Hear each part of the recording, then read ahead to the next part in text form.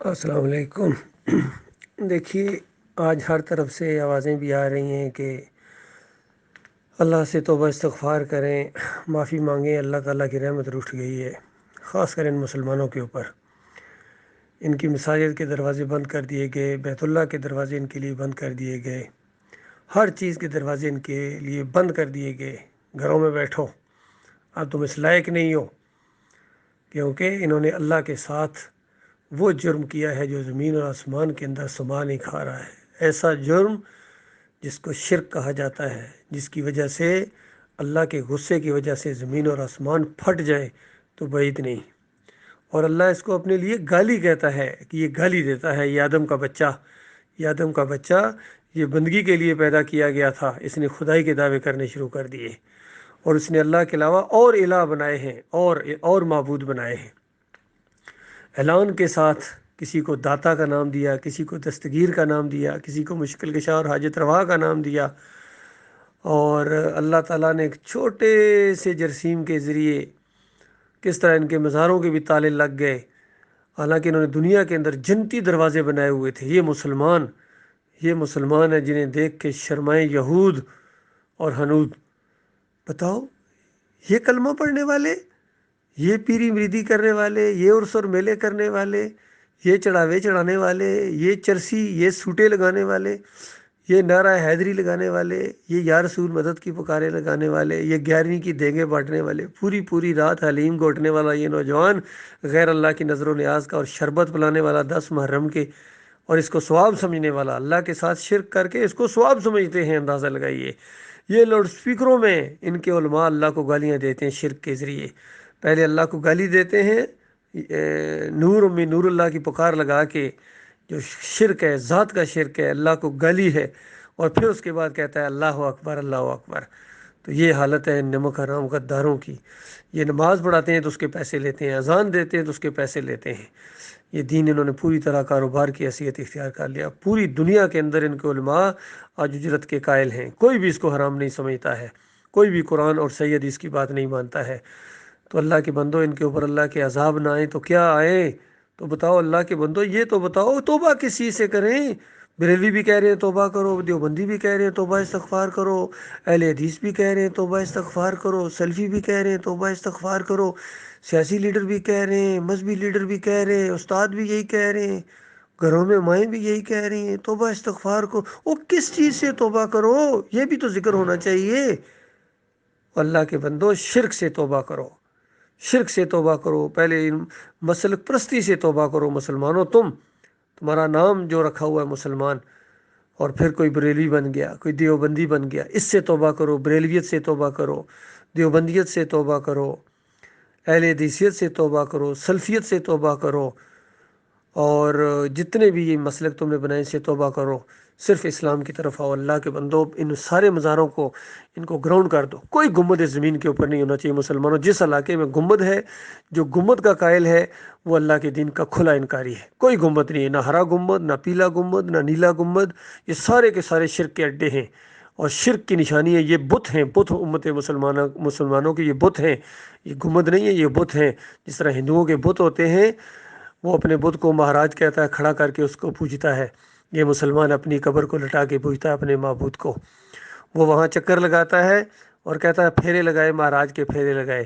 اور یہ چونکہ مسلمان اپنے آپ کو کہتا ہے، اردو اور عربی کی اصطلاحیں استعمال کرتا ہے، یہ پھیرے تو نہیں کہے گا، یہ کہتا ہے میں طواف کرتا ہوں بابا کا۔ وہ وہاں بھجن گاتا ہے تو یہ بھجن تو نہیں کہے گا، یہ کہتا ہے قوالی، محفل سما تھی وہاں۔ وہ وہاں پرشاد بانٹتا ہے، اس کو پرشاد کہتا ہے۔ یہ چونکہ اردو اور عربی کی اصطلاح استعمال کرتا ہے، اگر یہ گھر آ کے کہے کہ میں نے آج پرشاد بانٹا تھا تو اس کے گھر والے اس کو ڈانٹیں گے کہ ہندو ہو گئے ہو۔ لیکن جب یہ کہتا ہے کہ میں نے نیاز بانٹی ہے تو یہ کہتے ہیں ماشاء اللہ ماشاء اللہ، اللہ قبول کرے، میرے لیے بھی لائے ہو۔ تو یہ اس کو چومتا ہے۔ اسی چیز کو پرشاد میں اور نیاز میں کیا فرق ہے؟ ایک ہی چیز ہے، دونوں غیر اللہ کی نظر و نیازیں ہیں۔ تو یہ معاملہ ہے اللہ کے بندو۔ اب تو اس نے اپنے تازیہ کو کھڑا کر کے پوجنا شروع کر دیا۔ پہلے تو بابے لیٹے ہوتے تھے، اب ان کے تازیے دیکھو، یہ 10 محرم کو جو نکلتے ہیں، یہ مارنے پیٹنے والی قوم، یہ گھوڑے کی بجاری، وہ گائے کا بجاری، یہ گھوڑے کا بجاری۔ تو بتاؤ اللہ کے بندو، تمہارے اوپر اللہ کے عذاب نہ آئے تو رحمت کے پھول برسیں؟ یہ تو بہت ہی ہلکا ہے، وہ جو عذاب اللہ نے تمہارے لیے تیار کر کے رکھا ہوا ہے، مرنے کے ساتھ جو آگ لگے گی اور پھر ہمیشہ ہمیشہ کے لیے کبھی بجھے گی نہیں، وہ تو اس سے بہت زیادہ ہے۔ قرآن پڑھو اللہ کے بندو، الحمدللہ سے لے کر والناس تک اللہ تعالیٰ نے یہی مسئلہ بیان کیا۔ نبی علیہ السلام کی پوری زندگی اسی نقطے کے گرد گھومتی ہے، اور صحابہ کرام کی، کہ دیکھنا اللہ کے ساتھ کسی اور کو شریک نہ ٹھہرانا۔ کوئی نہیں ہے جس کو داتا کہو، دستگیر کہو، مشکل کشا کہو، حاجت روا کہو، غریب نواز کہو، جس کے رکوع اور سجدے تم ثابت کرو۔ آج ہمارے مفسرین توحید کا نام لینے والے یہ نمک حرام غدار یہ نبیوں کے سجدے ثابت کر رہے ہیں، رکوع ثابت کر رہے ہیں کہ یہ عین دین ہے۔ یہ بے ایمان کہتے ہیں قرآن سے واسطے وسیلے ثابت ہیں، قرآن سے غیر اللہ کی پکاریں ثابت ہیں۔ محمود الحسن کہتے ہیں کہ اللہ کے مقبول بندوں کو پکارنا یہ اللہ ہی کو پکارنا ہے۔ حکیم الامت کہتے ہیں اشرف علی تھانی سورہ زمر کی آیت کی تشریح کرتے ہوئے کہ اللہ کے بندوں کو نبی کا بندہ کہا جا سکتا ہے۔ بتاؤ، جب اتنا بڑا عالم اس طرح کے کافرانہ اور مشرکانہ فتوے دے گا تو پھر عوام کیوں نہیں اپنے بچوں کے نام عبد الرسول رکھے گی اور عبد النبی رکھے گی؟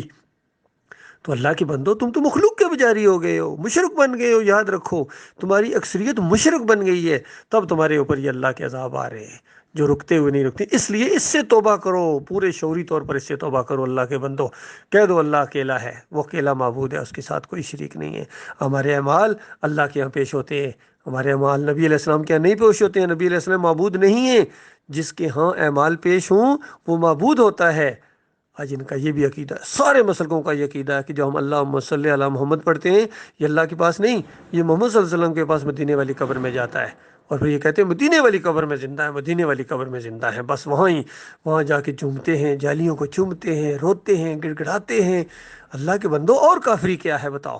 کیا نبی علیہ السلام یہ بتانے آئے تھے؟ بتاؤ، یہ تمہارا دین ہے؟